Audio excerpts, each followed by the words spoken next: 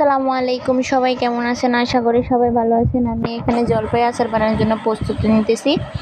এখানে জলপাইগুলো ধুয়ে পরিষ্কার করে নিয়েছি, তারপরে ছুরি দিয়ে একটু দাগ দিয়ে নিলাম। ধরুন এখান থেকে আমার মেয়ে আবার তাকায় আছে। তারপরে একটা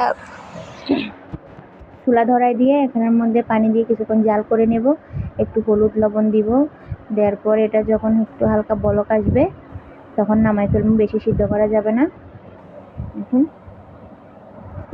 এই যে আমি নামাই ফেললাম। তারপর এখানে শুকনো লঙ্কা, আস্ত রসুন, তারপরে হচ্ছে যে আপনার জিরা, তারপরে কিছু পাঁচফোড়ন, এগুলারে ব্লান্ডার করে নিছি। তারপরে রসুনটাকে তেলের মধ্যে দিয়ে দিলাম। দিয়ে দেওয়ার রসুনটা যখন লাল হয়ে আসবে তখন জলপাইগুলো ঢেলে দিব এখানে, দেখুন। তারপর কিছুক্ষণ নাড়াচাড়া করবো। এরপরে এখানে চিনি দিয়ে দেবো। আপনারা চিনিটা বাড়িয়ে কমিয়ে দিতে পারেন, যে যেভাবে খান। তারপরে এখানে মশলা, ওই যেটা মশলা করে রাখছি সেই মশলাটা দিয়ে দিলাম।